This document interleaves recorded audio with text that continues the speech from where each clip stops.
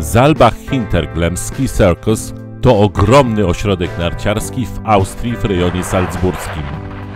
Według materiałów reklamowych posiada 270 km tras. Jest położony dość nisko. Nie ma tu bardzo wysokich szczytów ani lodowców. Oferuje jednak długie, bardzo atrakcyjne trasy rozrzucone na ogromnym terenie. Może to być wadą, ale dla niektórych zaletą. Położony jest w dwóch dolinach, ale w większości wokół dwóch miasteczek, od których wziął nazwę: Saalbach i Hinterglemm. Pewną ciekawostką jest tu pętla, którą możemy zrobić wokół doliny, nie powtarzając tras. Jest ona bardzo łatwa, jeździmy w zasadzie tylko po niebieskich. I właśnie objechanie tej pętli będzie główną częścią filmu. Zaczynamy raniutko w miejscowości Leogang, czyli w leżącej obok drugiej dolinie Leogangertal. Ta całkiem rozbudowana odnoga nie jest częścią pętli, bo oprócz zasadniczej części trasy ośrodka rozlewają się w całkiem rozbudowane odnogi.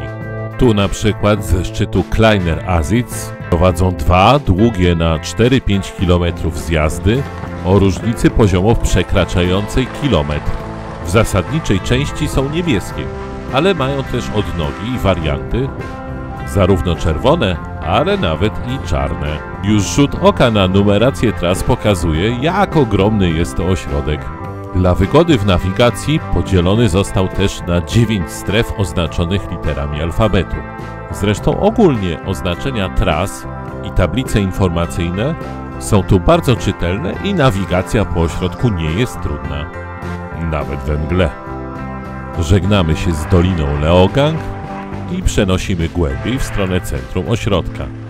Mijamy kilka krótszych, ustawionych prostopadle tras, w części niebieskich, w części czerwonych, bo same te dwa wzgórza, mówiąc szczerze, proponują tyle co polski Szczyrk. I w końcu przejeżdżamy z Małego na Wielki Asitz. Tu przecinamy grań rozdzielającą obie doliny ośrodka. W zasadzie powinniśmy pojechać w prawo, na zachód, w stronę miejscowości Saalbach. Ale skręćmy na moment w lewo.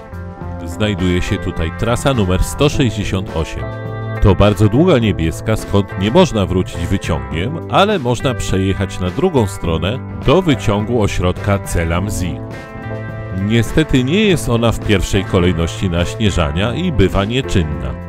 Zatem kontynuujemy trasą 169, to samo miejsce, gdzie zjechalibyśmy innymi wariantami z Großer Asitz. Na przykład trasą 163 albo 164. Tym drugim numerkiem kontynuujemy właśnie zjazd w dół.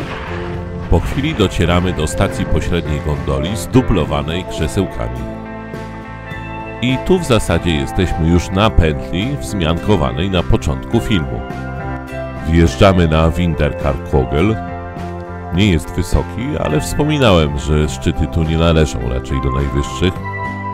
I rozpoczynamy zjazd bardzo długą trasą 166. Prowadzi ona aż do miejscowości Saalbach i ma długość, na dole w połączeniu z trasą 151 lub 152, łącznie 4,5 km.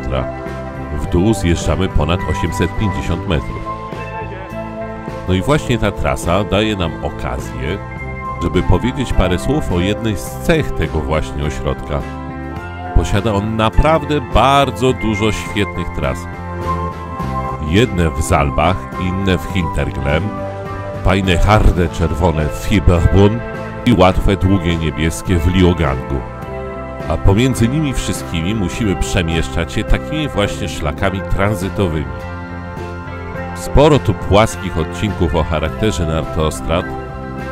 Co chwila przecinamy trasy prowadzące z góry, co nie jest zabawne ani dla nas, ani dla tych zjeżdżających z góry. Wiele osób uzna te tranzyty za po prostu upierdliwe. Ale z drugiej strony, jeśli ktoś lubi po prostu takie podróżowanie na nartach, to ten ośrodek jest świetny. Nie jest to do końca sela ronda, brakuje tutaj tamtejszych widoków, za to jest po prostu łatwiej. W większości przypadków w ramach tego tranzytu nie musimy w ogóle zjeżdżać z niebieskich. Łączna długość zjazdów na pętli, którą jedziemy, wynosi 24 km. a suma spadków 4 km 300. Jest to minimalnie więcej niż Sella Ronda. Tymczasem dojechaliśmy do miejscowości Zalba. Przecinamy drogę jezdną, przeciskamy się przez liczne tu tłumy uczących się i w końcu dojeżdżamy wprost do drzwi windy. No tak, mają to trochę lepiej rozwiązane niż schody na Sella Rondzie. Tak czy siak musimy przejść przez deptak w miasteczku. Ma ono swój urok. Z drugiej strony również pakujemy się do windy.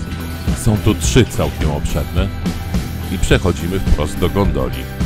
Moim zdaniem ta część ośrodka jest najmniej przyjemna. Nie to, żeby trasy tu były jakieś gorsze. Problem w tym, że jest tu najtłoczniej w całym ośrodku. Nie, no białka to nie jest. Tu się zasadniczo w kolejkach nie stoi. No, czasami się coś przytnie, 2-3 minuty. No ale mamy tu 70 wyciągów, z czego 11 to gondole. My w całych polskich górach mamy gondoli 5,5. Z Pönkogel mamy serię krótkich zjazdów, podjazdów. To bardzo ładna, ale chyba ta najbardziej upierdliwa część. Ze szczytu Reiterkogel odchodzi w bok trasa czerwona i gondola. Tu zaczyna się duża odnoga Fiberbrunn, będąca kiedyś zupełnie odrębnym ośrodkiem, słynącym z tras freeridowych. Oczywiście regularni narciarze mają tam też co robić, z tym, że ten region jest wyraźnie trudniejszy niż pozostała część ośrodka. Dominują tu trasy czerwone. W tym filmie tam nie zajedziemy.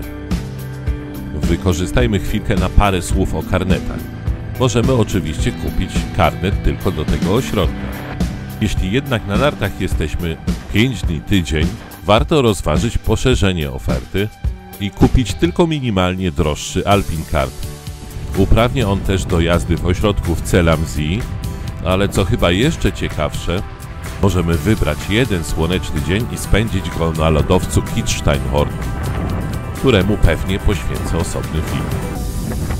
A jeśli chcemy naprawdę poszaleć, to znowu minimalnie drożej możemy kupić Super Ski Kart, a to już prawie 3000 km tras zjazdowych w całym regionie. Wróćmy jednak na trasę. W międzyczasie dojechaliśmy do strefy C, czyli nazwijmy to 50, bo takie numery mają tu stoki. Przeważnie jest tu nieco luźniej. To już końcowa część doliny i jakby trochę z boku. Z samej góry prowadzi na dół kilka niebieskich i czerwonych tras i kawałek czarnej. Można się tu zatrzymać na chwilę i zjechać parę razy z samej góry do dna doliny. Takie zjazdy mają około 850 metrów różnicy wysokości. No i cóż, są bardzo fajne. A że to okolica mniej tranzytowa, to nawet przy nieco słabszej pogodzie po południu nie są tak rozjeżdżone. Tak czy siak, czy jedziemy z góry, czy kontynuujemy pętlę, docieramy na dole do gondolki starego typu, która przecina drogę. Wjedziemy nią wzdłuż bardzo ciekawej czerwonej trasy na drugą stronę doliny, na górę o nazwie Zwölfachkogel. To bardzo fajna strefa B. Niestety dość szybko jest mocno rozjeżdżona. Warto tu jednak zapuścić się trochę w boczne odnogi. Są tu trasy niebieskie i czerwone, chociaż część tych niebieskich momentami jest nawet trochę stroma. W końcu długim, dość skomplikowanym i pokręconym zjazdem o dużej liczbie wariantów w dolnej części zjeżdżamy do drogi w dolinie. Tu niestety kawałeczek przenosimy narty i trafiamy do bardzo długiej gondoli ze stacją pośrednią. Wyjeżdża ona na najwyższą w całym ośrodku górę Schatberg-West. Cóż, te niecałe 200 to nie jest zbyt imponująca wysokość, ale trzeba przyznać, że widok stąd jest przepiękny. Rozpoczyna się stąd ostatni, ale dla mnie najfajniejszy zjazd w całej tej pętli. Oznaczony numerami najpierw 7, potem 4 i na koniec 2A. Ma długość prawie 6 km, a różnica wysokości przekracza 1100 metrów.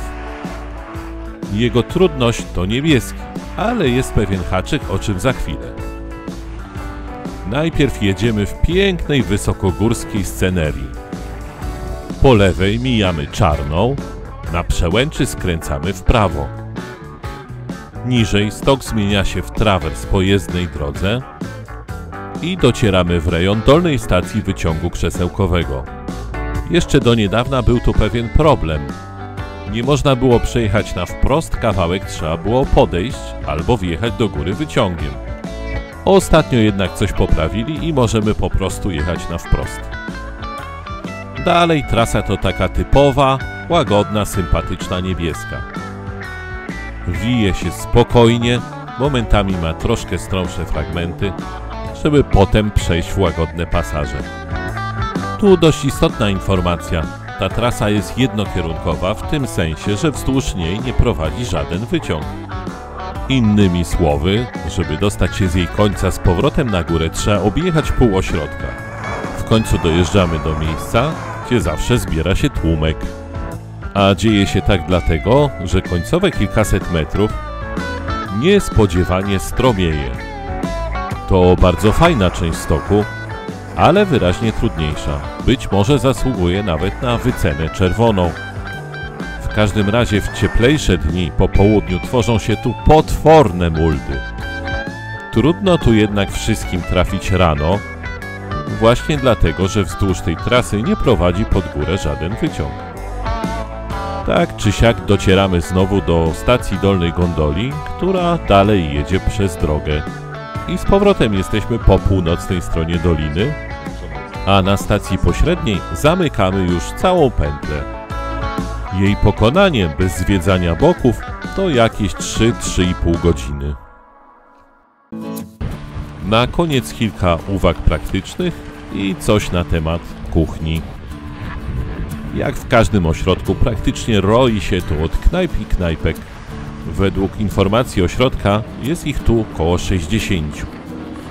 Menu jest urozmaicone, w zależności od lokalu można zamówić różne specjały, ale rzecz jasna króluje kuchnia lokalna. To znaczy możemy objeść się wurstem i opić piwem.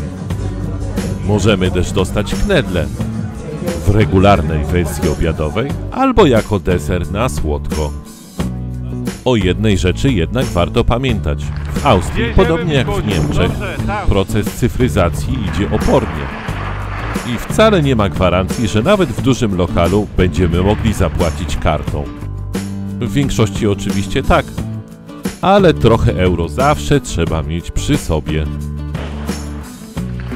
Przyszedł czas na podsumowanie.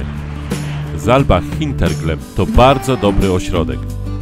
Szczególnie przyjazny dla rodzin z dziećmi i dla osób jeżdżących trochę słabiej.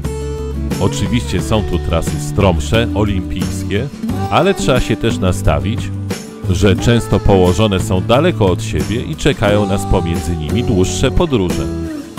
Pamiętajmy też, że ośrodek leży dość nisko. Także dobrą mroźną pogodę przy dzisiejszych słabych zimach albo trzeba upolować, no albo po prostu, jak to w życiu, warto mieć szczęście. Jeśli się podobało, dajcie łapkę w górę, a najlepiej zasubskrybujcie. To pomaga zebrać siły do montażu następnych filmów. Do zobaczenia!